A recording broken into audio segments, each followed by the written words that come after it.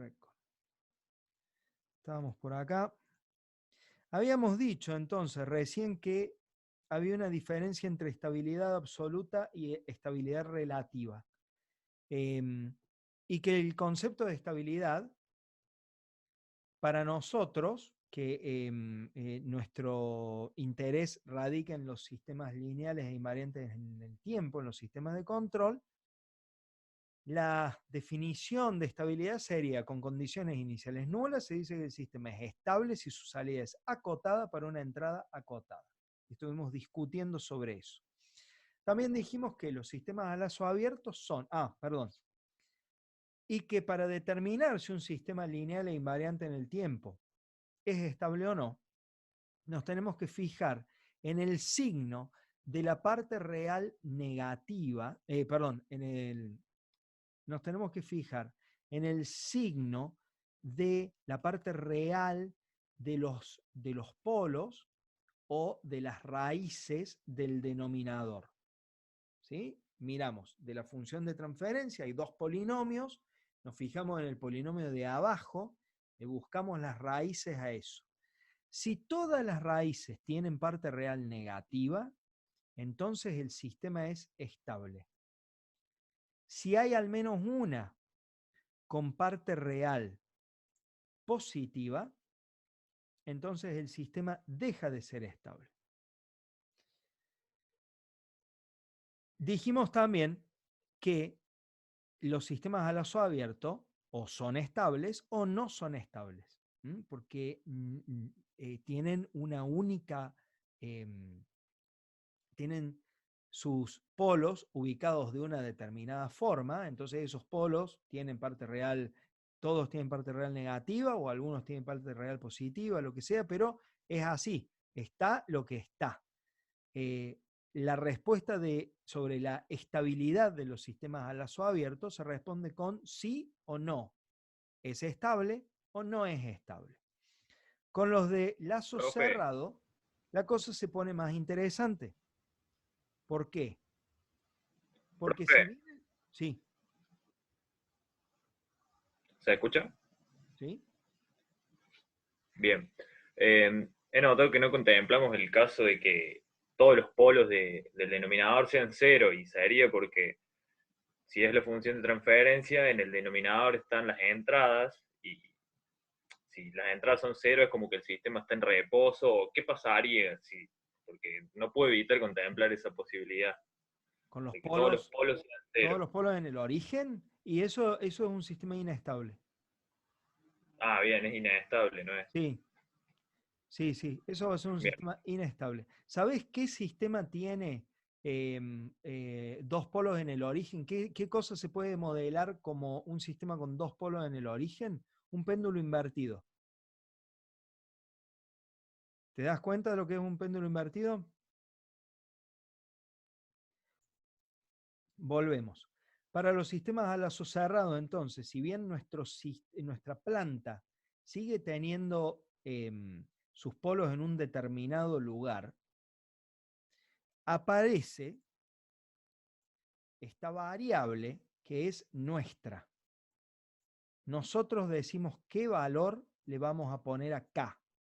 ¿Y cómo lo vamos a definir? En nuestro código, esta ganancia que hay acá es float k igual a 5.23, si programamos en C. Si lo hacemos en Python, k igual a 5.23 y chao. Si lo hacemos en C, float k igual a 5.23, punto y coma, porque si no, no compila. No se olvide. Esta variable aparece en nuestra ecuación característica. ¿Sí? Aparece en el denominador de la función de transferencia y por lo tanto en la ecuación característica. Por lo tanto, acá empezamos a hablar de estabilidad relativa. ¿Cuán estable es? ¿Cuál es el margen de estabilidad? Con esto, lo que estamos diciendo es que nosotros podemos hacer que un sistema que a lazo abierto es inestable sea estable a lazo cerrado. Pero también podemos decir que un sistema que es estable a lazo abierto se vuelva inestable al lazo cerrado. Y ahora vamos a ver un ejemplito de esto y vamos a ver qué herramienta usamos para determinar la estabilidad. Venimos acá a nuestro MATLAB. Este es el otro archivo que yo le subí. Vamos a ver esto. Esta es la función de transferencia de nuestro sistema a lazo abierto. ¿Sí? Eso tiene un 0 en -5, que no nos interesa, y 3 polos en -1. Por lo tanto, esto debería ser estable. Y efectivamente, la respuesta del sistema al lazo abierto es estable. ¿Estamos? Bien. ¿Qué vamos a hacer ahora? Miren. Vamos a agarrar una variable k, la vamos a inicializar en 0.5, pero luego la voy a meter en un loop, ¿sí? Que se va a mantener mientras k sea menor o igual a 7. ¿Qué voy a hacer en ese loop?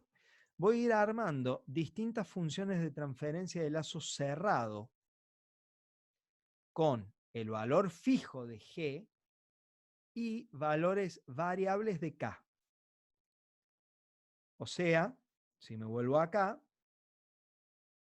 tengo g fija y voy a ir variando k en pasos de a 0,5. 0,5, 1, 1,5, 2. Y a partir de ahí nos vamos a fijar cuánto valen las raíces. Acá vamos a mostrar cuánto vale cada una de las raíces de la ecuación característica. Y luego vamos a graficar la respuesta al escalón y vamos a hacer el diagrama de polos y ceros. O sea, vamos a dibujar las raíces de este sistema a lazo cerrado en el plano complejo. Eje real, eje imaginario. ¿Ok? Eso es todo lo que vamos a hacer. Voy a correr este código entonces. Bien. Fíjense, cuando el sistema estaba a lazo abierto, G, sus raíces eran -1, -1 y -1. Ahora, a lazo cerrado y con ganancia K igual a 0,5, sus raíces pasaron a ser esto. Tenemos dos raíces complejas conjugadas y una raíz real, todas con parte real negativa. Por lo tanto, la respuesta es subamortiguada, es la que vemos acá. Y fíjense qué interesante la ubicación de los polos. Están ahí. Ahora vamos a cambiar el valor. Cuando aprieto una tecla acá, después de presionar una tecla, cambiamos el valor de la ganancia K a 1. Cambiaron los valores de las raíces. Y por lo tanto, fíjense, cambiaron los valores de las raíces. Ahora estamos en estos puntos de acá, en los verdes. Y por lo tanto, cambió también la respuesta temporal. ¿Sí? Hemos modificado la respuesta temporal de nuestro sistema a lazo cerrado. A medida que vamos cambiando el valor de la ganancia, ahora acá vale 1,5, se vuelve a modificar la respuesta temporal. ¿Sí? La planta G sigue siendo siempre la misma. Lo que cambia, lo que vamos cambiando es la función de transferencia a lazo cerrado. Fíjense que estas raíces, estas de acá, a medida que vamos aumentando K, en este caso, van aumentando el valor de cita también. Van disminuyendo el valor de cita. ¿Sí? Les recuerdo, cuando cita vale 0, las raíces están sobre el eje real. A medida que, cuando cita vale 1, las raíces están sobre el eje real. Cuando zeta vale 1, las raíces están sobre el eje real. A medida que zeta va disminuyendo su valor y se va haciendo cada vez más próximo a 0, las raíces se van acercando al eje imaginario. Y eso es lo que está pasando acá. Nosotros tenemos el eje imaginario acá, en esta recta que estoy dibujando, digamos, con el puntero del mouse. Entonces, lo que está pasando es que estos polos, que son los polos dominantes del sistema, se están acercando cada vez más al eje imaginario. Ganancia 2, como se acercan cada vez más al eje imaginario, las oscilaciones son cada vez más grandes. 2,5, 3, 3,5. Esto, si quieren, después ustedes pueden ir viendo el código, ¿no? Para ir viendo uno por uno. Lo cierto es que, fíjense cómo, a medida que estas raíces se van yendo para allá, la respuesta tiene cada vez más oscilaciones. Hasta que va a llegar un momento, con algún determinado valor de raíz, ahí estamos, 5.5, fíjense qué le pasó a estas dos raíces de acá. Cambiaron el signo, ahora tienen parte real positiva. Por lo tanto, esperamos que la respuesta sea inestable, la respuesta temporal.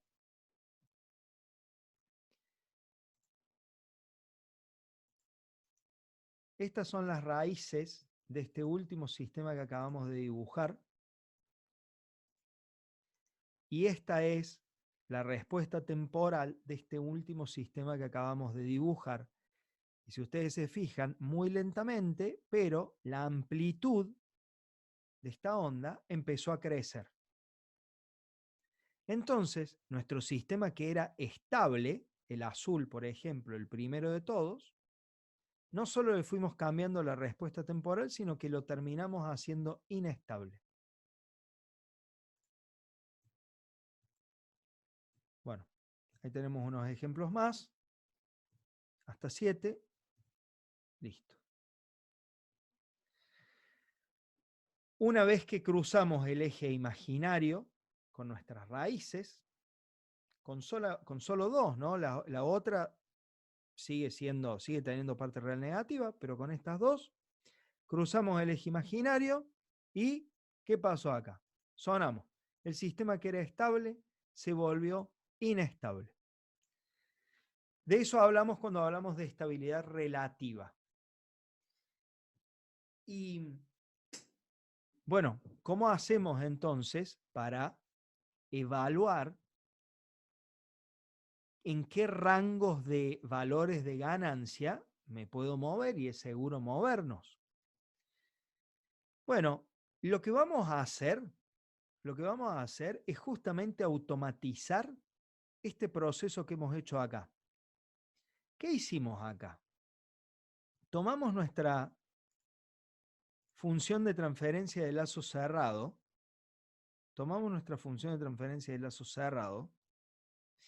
a ella le sacamos, esperen, a ver, ahí está. Tomamos la función de transferencia de lazo cerrado, le sacamos la ecuación característica y a esa ecuación característica le fuimos calculando las raíces y las fuimos dibujando para distintos valores de K en un loop. ¿Sí? Eso fue todo. Bueno, hay una herramienta que hace eso. Hay una herramienta que lo hace automático que se llama lugar de raíces. En MATLAB, RLocus. A ver, voy a cliquear acá.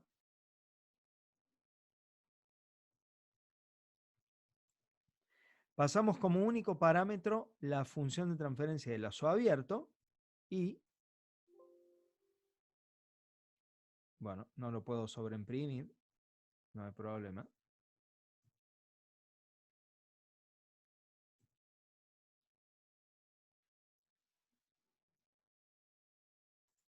Esta herramienta R locus, nos dice cómo van a ir variando las raíces de nuestra función, de nuestra ecuación característica a medida que va variando un parámetro. En este caso, la ganancia K. Fíjense que, ¿sí?, esto que hemos dibujado acá, ahora con la herramienta, con nuestra herramienta, tiene más o menos la misma pinta que esto que se venía dibujando acá. ¿Sí? Entonces, con esta herramienta, con el lugar de raíces del sistema, nosotros podemos determinar cuál es el intervalo de estabilidad del sistema.